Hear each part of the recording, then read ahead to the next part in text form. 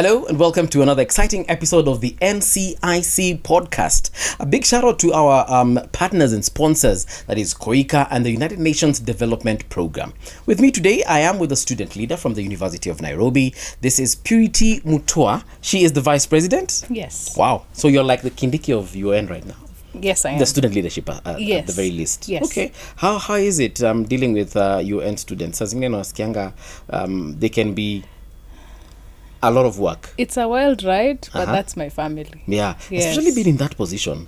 Do you get a lot of bashing from your colleagues, from your comrades? You guys have a very cordial relationship? It's just like I said, like family. You have your difficult moments together, but we work things out. Yeah, at the end of the day. I attempted being a student leader at Kenyatta University back in the day. Yeah, it didn't work out. What happened? Story for another day. But let's get down to business and talk about transgenerational conversations.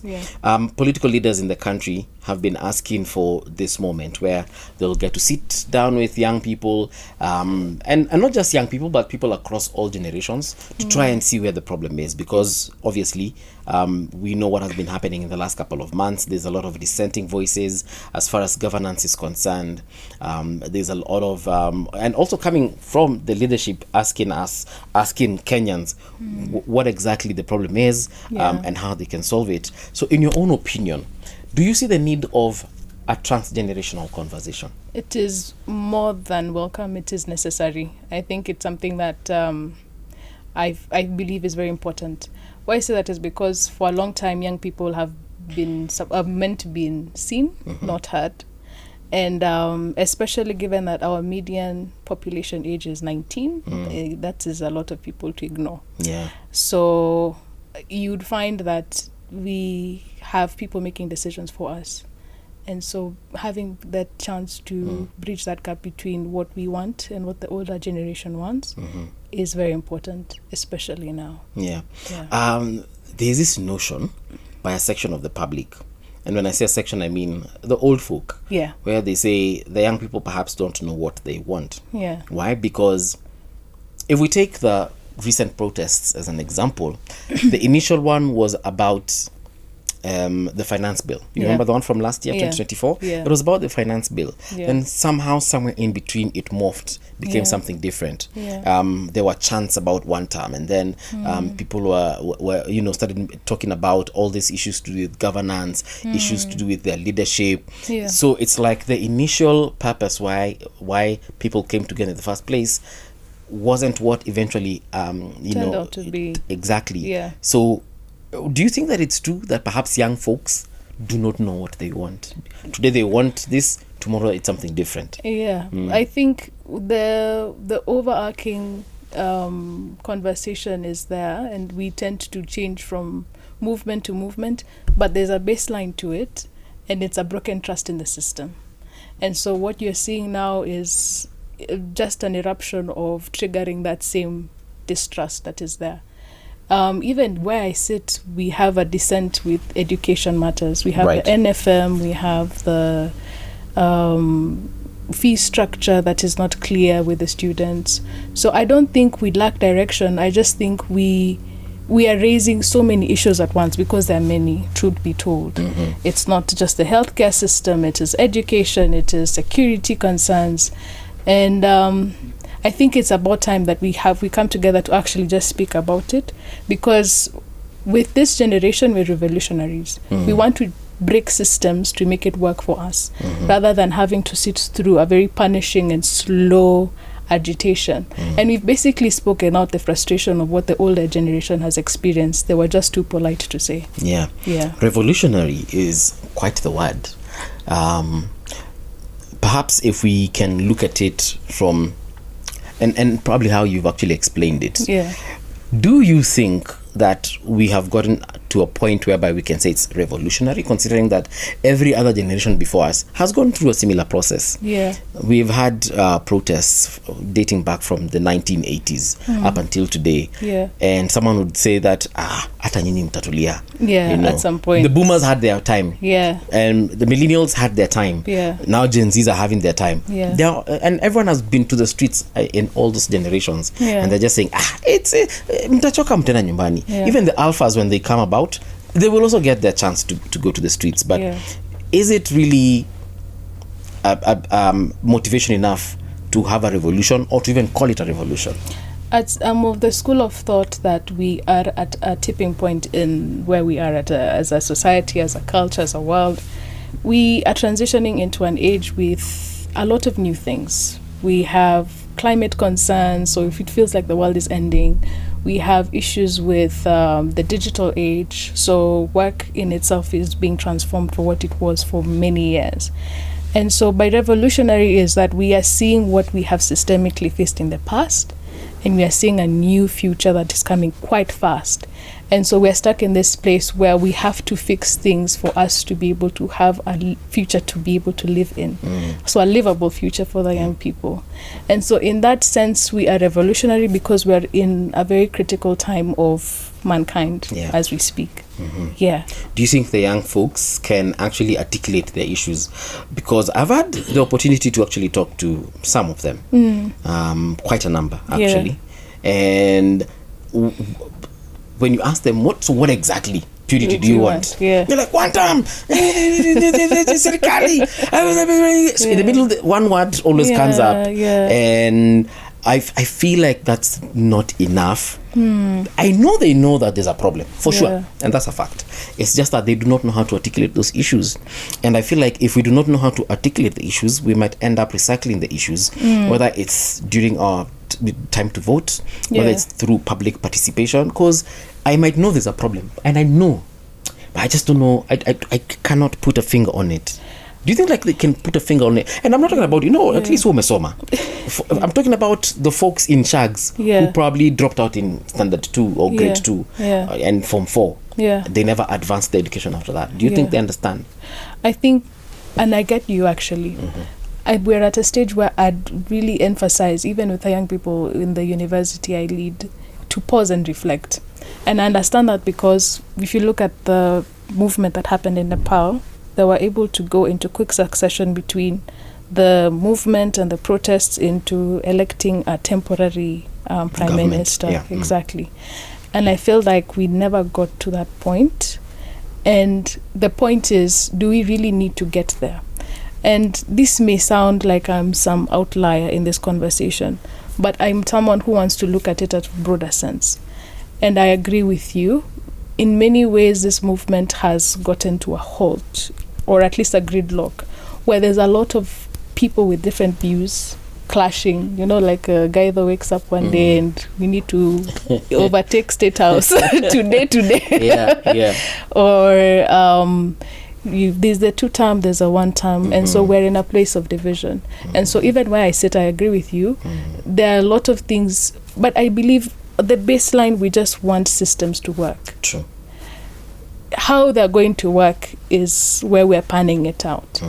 And that is why even the conversation of 2027 elections, for example, where young people want to come into fore, is it going to be a concerted effort, ama tutashikiliwa mkono na godfathers of politics to be able to rise there? Because most people from where I sit look at it and think, okay, I need a lot of money to buy.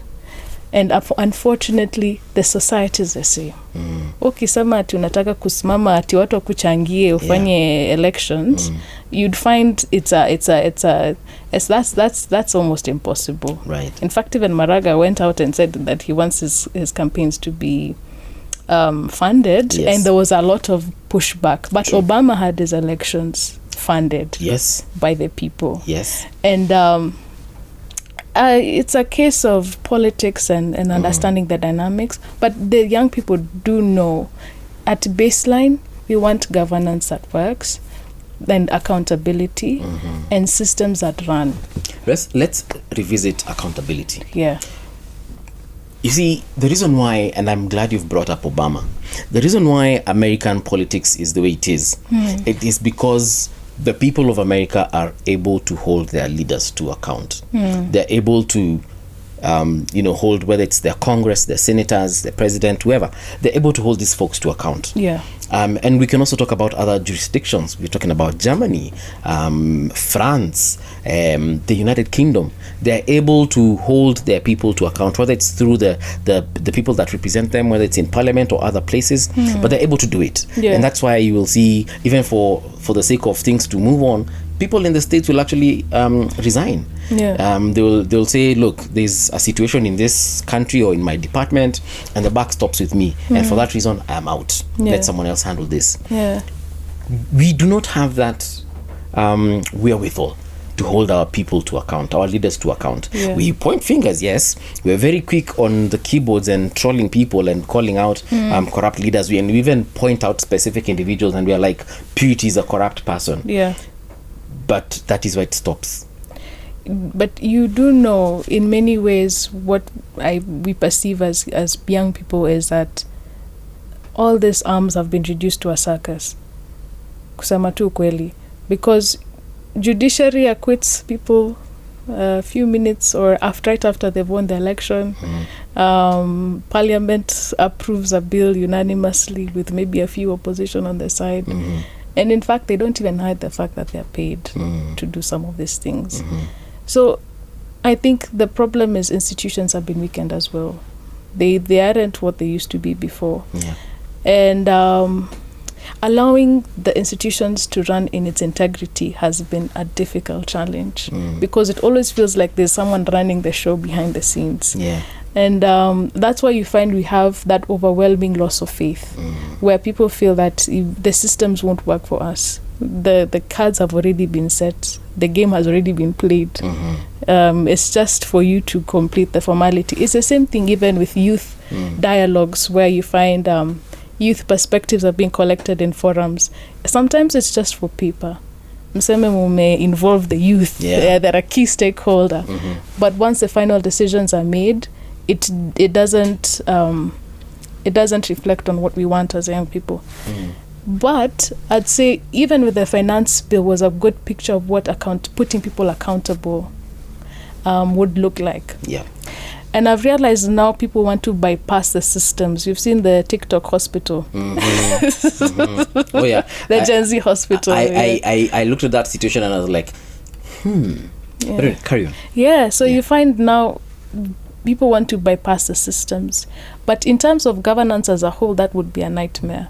In the sense that it is very good that people can come together and build a hospital. But imagine a system that's completely parallel to the government in terms of, because now it would go to show, okay, so what is the purpose of a government in the first place?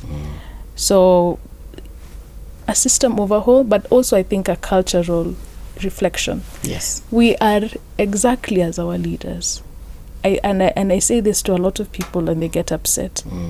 But even there was a time, I think was a TV station that did a poll on X on whether Gen Z would steal money if they're given the chance. Yes. 60+% said yes. And is that so? Yeah. Okay. So you'd find that it's different, same jungle, different monkeys. And I think we really need to reflect as a society. We are corrupt people ourselves in our own way. Yeah. We cut deals our own way. Even students, we use ChatGPT. ChatGPT ndio na graduate siku hizi. Si watu. So you'd find now we really have to reflect as a society. Truth be told. When we talk about holding our leaders to account, getting them answerable for some of these atrocities, and then now you have said that if the young people would be given the chance to be in leadership, they would probably be more or less as the leaders.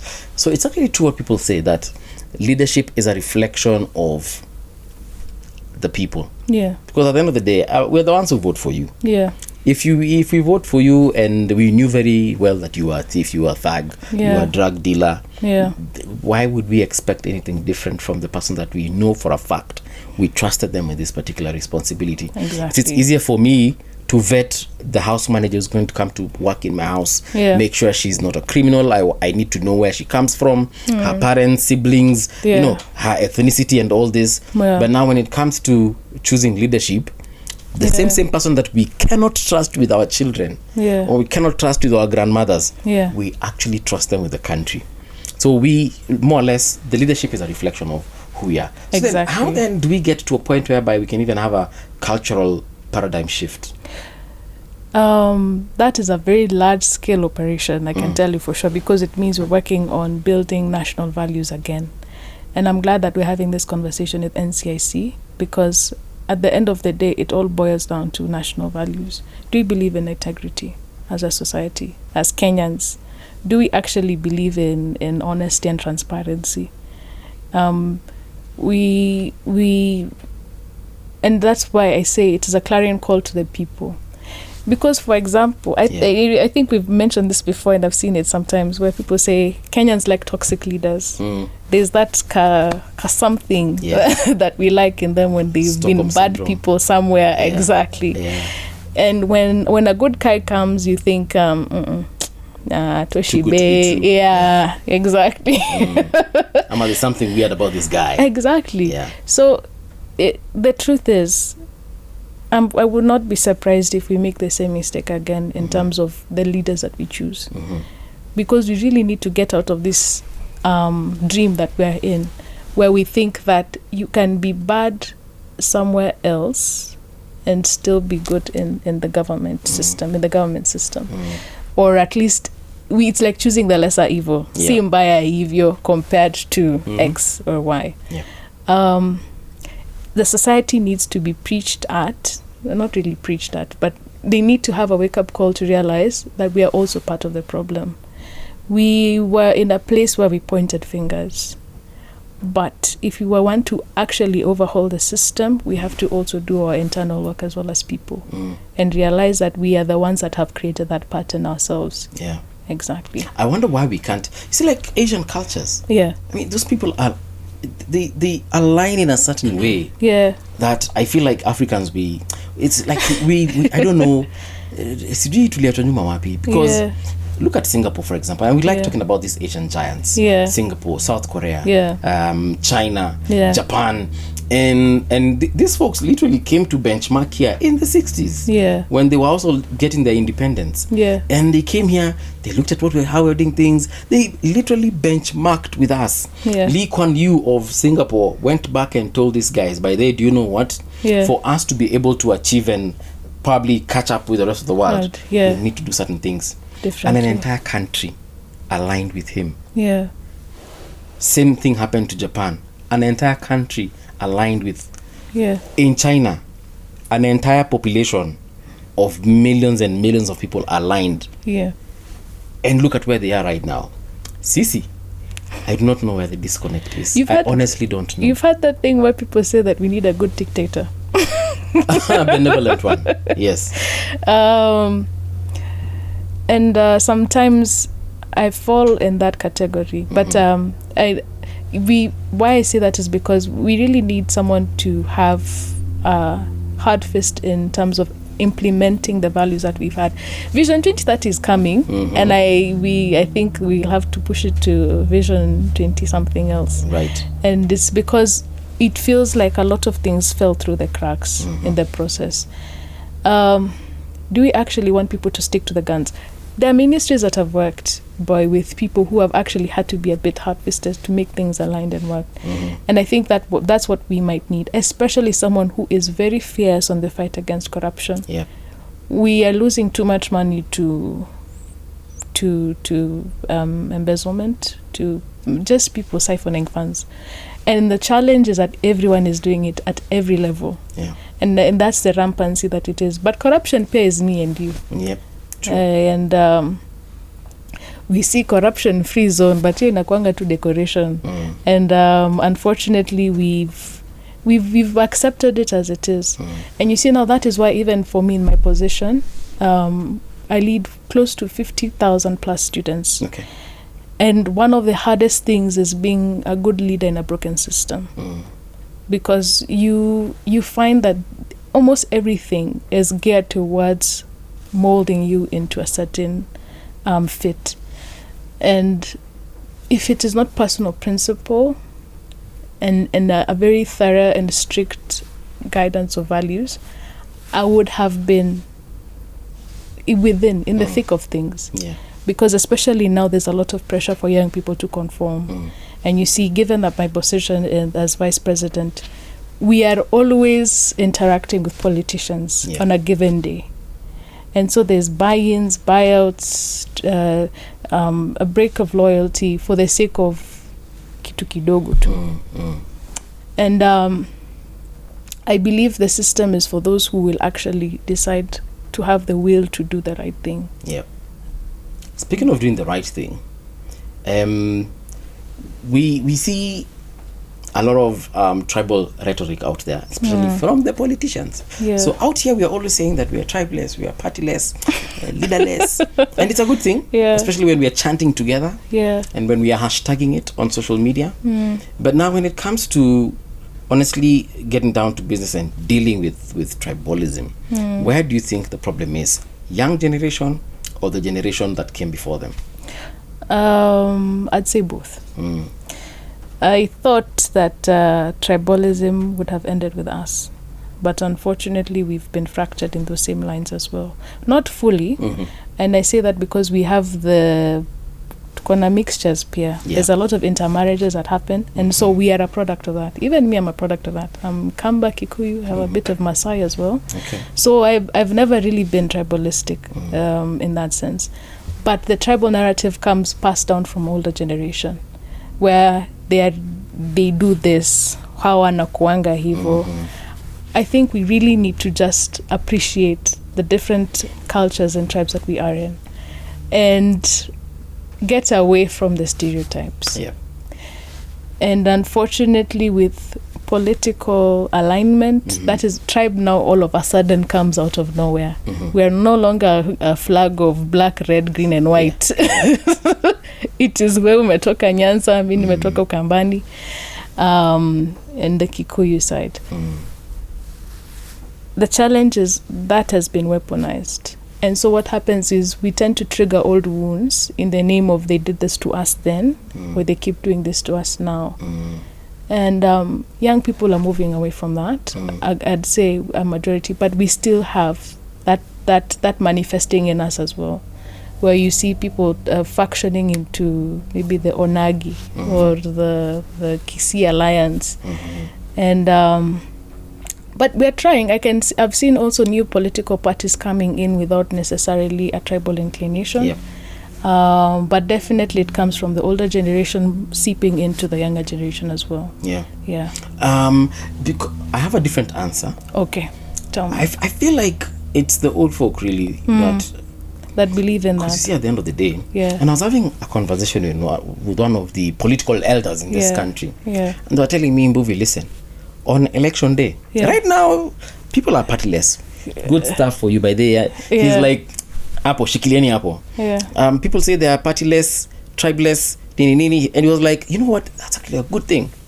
Because when it comes back to us voting, apparently we are whipped back and we're reminded of our tribe.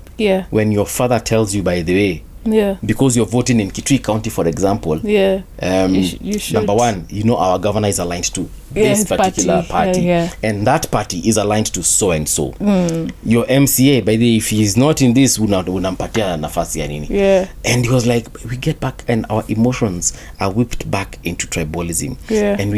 And we sit back and we are reminded, by the way, do you know that tribe really caused us a lot of harm, turmoil, stress, So by the way, I need to avoid it by all means and give this person a chance because we are aligned with this particular tribe. And I was like, by the way, you know, it might be true.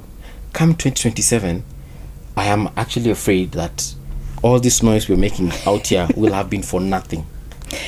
I say this because I'm a bit informed in terms of politics. And even in our own political campaign, there are people who are met in tribes. There are campuses in the University of Nairobi where they do elections according to tribes. Oh. Yeah. Okay. Yeah. All right. In fact, I won't mention where, but you find that they do a cyclic, at least there are others that share. So you find the Kalenjins will produce maybe the governor, then the Luos will produce the SGs. So they vote in tribes. Yes. And it tends to be very little need for swing votes, little room for swing votes. Right. So you'd find that there's tribal inclinations that are still present.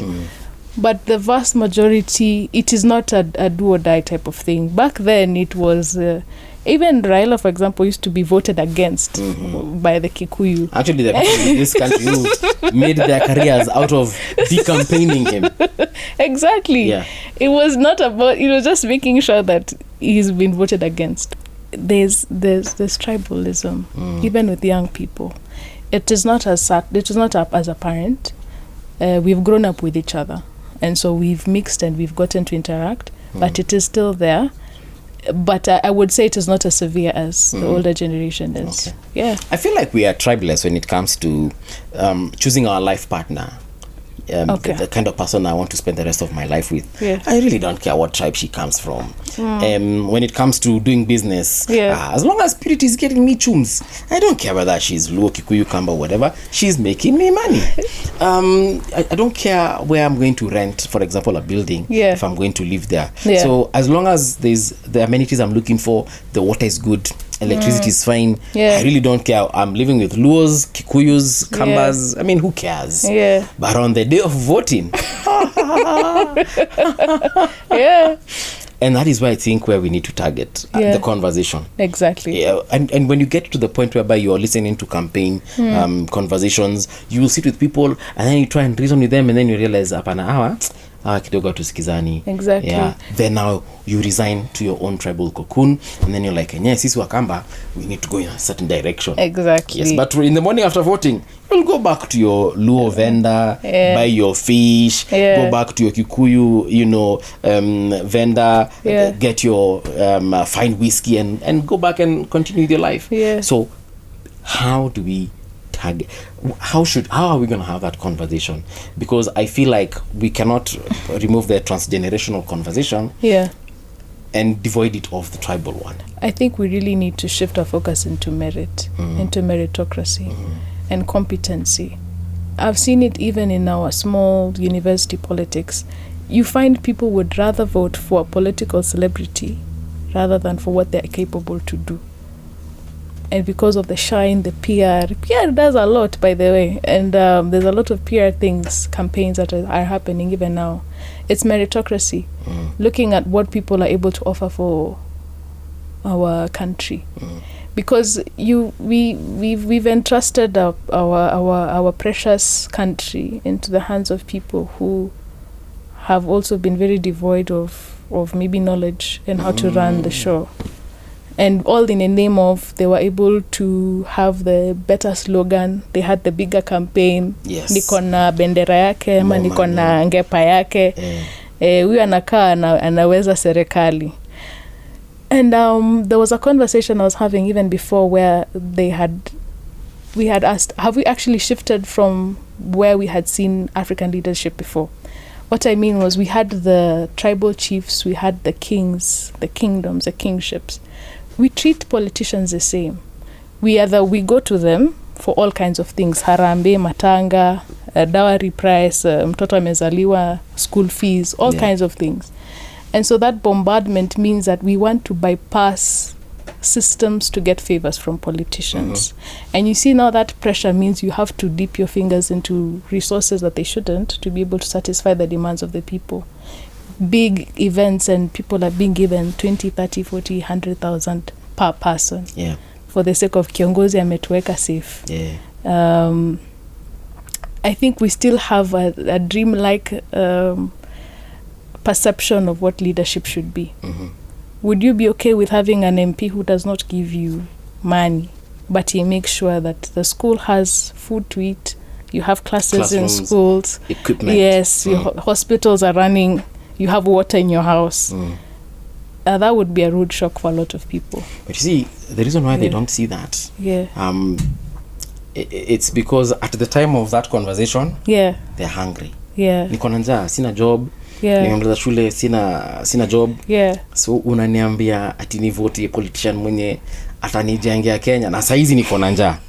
So if Purity comes to me now with 500 bob, Purity has become my savior. You see, and I'd rather deal with Purity now with my 500 bob as opposed to any other person who will actually promise me integrity. And because at the end of the day I'll be like, these guys are all the same, whether it's Purity or Kimani. At the end of the day, all of them are fags once Purity gets in there, you know. So I think that's the problem. We have never known better. We see better in movies. We see better on Instagram and TikTok via the celebrities we follow, and we are like, look at Rihanna, look at Beyonce, look at James Bond or whoever we are following, and we're like, these guys are doing good. But we have never experienced that, unfortunately. And it's very difficult to have a conversation with someone who's hungry. I don't know. And I understand. We're looking for the fish. We're looking for the fish. And it's the saddest reality that we have. But you have to really also be focused on the long-term gains. We have meetings with Wakubwa, and we demand for the 10K SIE, and we forfeit the hospitals up on Mbele.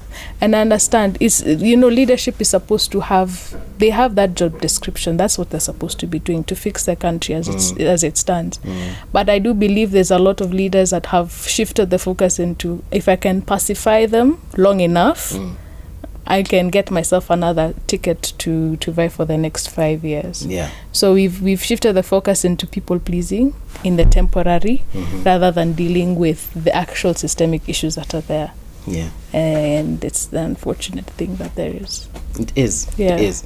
I usually believe that people who've gone through the education system, even if they never really graduated, but at least they've gone through, and especially when we're talking about tertiary education, I feel like tertiary education really opens up your mind, and it shows you the possibilities that can be, the possible worlds that you can actually live in, and provide even for your people. And sometimes I feel like the people who've not gotten there yet, that is now you and me, we have gotten there, so others haven't. So those who haven't, they lack the vision, they lack the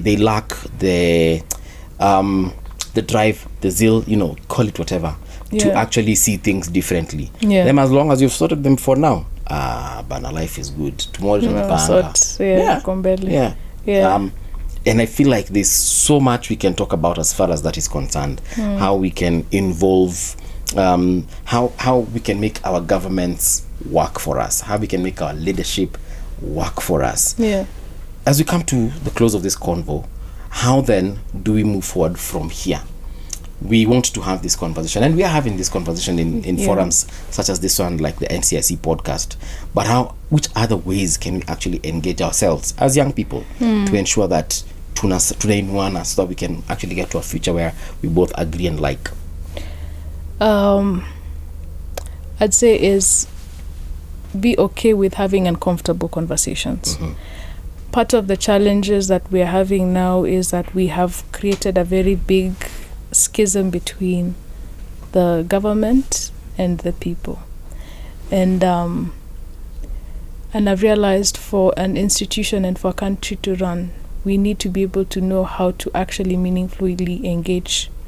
But the challenge is sometimes we're brought on the table na tunaoga hapo tu pap, tunaona tu dust. And so I understand there's a lot of distrust in the country, but we cannot go anywhere without being able to have platforms and forums we create for ourselves to speak, to engage meaningfully, and to create actionable plans. We are in a phase where we're talking a lot, but the actionable plans not yet. But what I've seen is right now we're rallying for people to be registered voters, so that we are able to be the ones to make decisions for ourselves. And I think that is why people are waiting for 27. 27 is our way of making a decision that will matter to the country. Because we complain about bad governance, but we're the ones that elect them in. There are people who went to the protest who voted for Ruto, and in that sense of having the grievances, we want to be able to equip people with, one, the knowledge, learn as much as we can as young people about good governance and what exactly it means to be a good leader. Vet the leaders that we have. We like the PR, the pomp, the campaign strategy, the campaign song, but do we actually know our leaders and the track record that they've had before? And 3, the courage to step up. If you believe that we have the capacity to lead, then we go for it. I think we some of us want to solve the problem but not be a part of the solution. So I'm encouraging a lot of people to go for these political seats and be the change that they want to see. These platforms that you're talking about, which ones are they? Even just like this, transgenerational conversations. When we were at KEMU, we had the opportunity for young people to talk. People have been looking for the places to vent and to speak and to outline some of the challenges that they're facing. We've had that challenge before, but we're able to speak up. Even social media in itself, we're creating forums for ourselves. We're having podcasts like this everywhere in the country, talking about the issues and the challenges that we're having. And so being able to propel that into an action, register as a voter, take up these spaces, go for it, and call out where you see injustice. These days now, we're really calling out a lot of things that we see that we deem wrong.